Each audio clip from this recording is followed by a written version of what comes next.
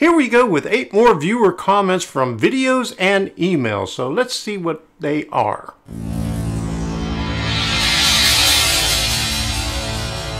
I'm Tom Kovichak, and this is Tom's Trains and Things. This channel was created to help other modelers who are in need of guidance in pursuing their dream of building a model railroad. And with these comments, I have some answers that will help you out in your model railroading quest. So let's get started with it right after this.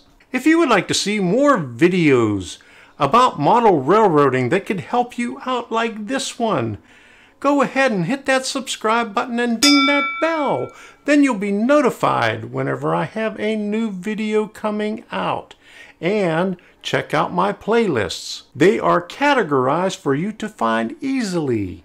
And there's a lot of them there for you to find. So let's go with these answers right now. This first question is from the video, Easy Sound Effects with a DF Player Mini for your model railroad. And that's this thing right here. And it's from Burner Studio. Nice tutorial, but I have a question. It's possible to define different audio samples from SD card and to modify the code to play that on different conditions. Example, if I made a thermometer and it showed a specific value on 25 degrees to play a specific sample from SD card and so on, what do you think? Is it possible? You could put anything onto your mini SD card when you put it into your SD player. You can easily do this if you don't have too many conditions with an if-else statement like I have up here. And let's see if we can go to the other example, switch case. If you have many conditions like he's talking about in temperature, you could use the switch case. And whenever that one condition is true, then it will run that statement underneath that. So yes, you can do that in code. Now let's go to the next one here. Now this one is from my last answer session, 7 answers to viewers' comments on model railroading and Arduino. And this one's from Dale Sayer. Tom, have you seen instructions on how one may convert a Digitrax layout to NCE? Now, we went back and forth to find out exactly what he needed and what he had on his Digitrax, and basically all he had was the command station and a throttle, and I said there's no problem. Oh yeah, and a UP5, and I said there's no problem with it. All he has to do is pull out the Digitrax stuff and put the NCE components in its place. Now this one came from the video, which switch, Tortoise versus Cobalt? What should I use? And this is from Dasha BO553. For your information here may help. Our contact details are DCCconcepts Limited, Unit E, the Sidings, Settle BD. Well, I'll let you read all this. I'll also put it in the description of the video so you could see it easier. And here's another one from 7 answers to viewers' comments on model railroading and Arduino. And this comes from Don Martin.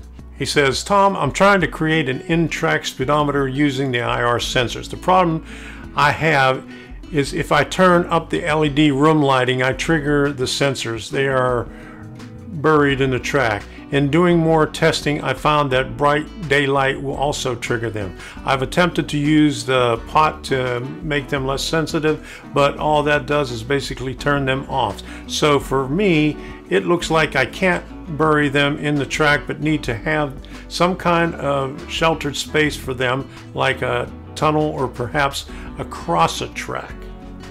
That's a good question. Sometimes you get interference from other lighting that is infrared and it interferes with your IR sensor.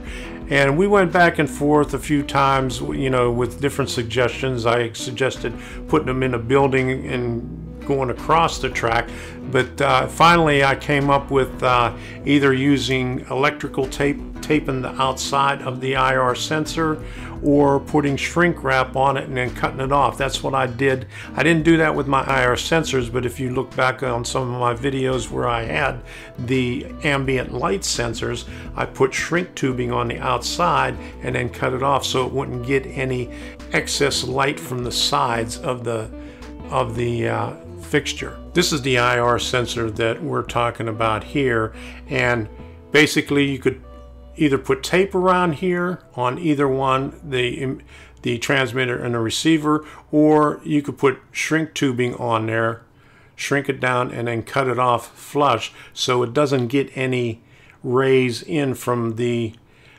outside. This next question came in an email. It's referring to the Arduino Made Easy and the gate crossing and using a servo to operate the gate. I really enjoy your videos on the Arduino. I would like to see how to connect and program a servo to a Nano and how to adjust the pulse width to control amount of servo arm movement to control the crossing arms.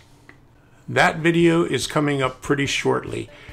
The one thing that I wanted to do was get the crossing arms, but for about the last 3 to 4 weeks I've been searching online, and every place that has them is sold out except for the cheap Bachmann ones that you can get 6 crossing arms, 6 of the arms and 6 of the cross bucks for like $10. They're really cheap ones, and I don't want to do that. I think the last time that I was up at my favorite hobby store in Fort Myers, Metro Trains and Hobbies, I think I saw one there. So we're going there this week, and if I can't find them, then I'll have to do it without them. This one is from the video Arduino Made Easy Lesson 9 using IR sensors and relays. This is from John the Train Man. Excellent tutorial as always. Not being too electronically minded, why would I use a relay as opposed to just powering a switch motor, signal, etc. off the Arduino itself? And what I said to John the Train Man is the Arduino outputs are limited to 20 milliamps a piece. So if you have anything over 20 milliamp draw on one of those outputs, you may burn it up if it is too much. Now, the Arduino was built to shut down after 40 milliamps, so that is a saving grace there. But the reason most people would want to use a relay is if you want to use a larger power source than the 5 volts. It only puts out 5 volts. So if you have something that you want to drive that's more than 5 volts and more than 20 milliamps, then you would put a relay on there and then power that relay like a switch, like a regular switch that you would use, like a light switch on your home, where you could turn on multiple lights from one switch. You could do the same thing with the relay. You could use any voltage on the contacts that are within the limits of that relay. And the relay that I used on there, I think it was up to 10 amps. So you could use anything up to 10 amps, even up to as high as 120 volts through the contacts on that relay. Just as long as you set that's what you want to do. You want to separate what you're trying to operate from the Arduino so you don't burn up the Arduino. You can control a lot from that Arduino, even though it's at a higher voltage and a higher amperage, and that's why you would want to use the relays on there. Okay, this is a recent one. I just got this a few days ago. And Tom, I have a switcher that I have ran. Now it won't move. Digitrax decoder, Digitrax DCS100 and Digitrax DT400R throttle. With the track power on and the locomotive sound will throttle up like it is taking off, but the loco does not move. When I try to reprogram it, I get the message NOPG. Any thoughts? And yes, whenever you have a NOPG on your throttle when you're trying to program it, that means that it is seeing your decoder, but there is a problem with it, like your wires to your motor or something else is not connected. So if you're getting the sound and everything and it won't move, and then you try to reprogram it, and that's the error message that comes up, the most likely problem is that you have a loose wire going to your motor, or the wire is completely off, either on the motor side or on the decoder side. So check that out there, and you should be able to be up and running once you get that resolved. And this one is from the video Simple CV Settings for More Realistic Operation with Economy Decoders. Okay, now this one is from Richard Napier, and this is a new one also. He says, I'm new at the hobby and I have a Bachmann North Southern Heritage GE ES44AC. I'm thinking he's meaning Norfolk Southern. And a Walters North Southern EMD SD70 ACE. The Bachmann is too fast. Is the CV the same for the ES44AC 2 through 6? In help would be greatly appreciated. We set the CVs number 2 through number 6 to set up the speed on 2 through 6. It's the same on any locomotive. I said if you haven't touched them already out of the box, they may not be going the same speed, but you have to play around with those CVs on both of them to get them to where you like it. And that's basically what you have to do on there, is just go on each one of them and set your CVs 2 through 6 and play around with it until you get them to where you have the correct speed and momentum and everything else that you want to program into them. Keep those comments and questions coming so I could keep you informed about model railroading.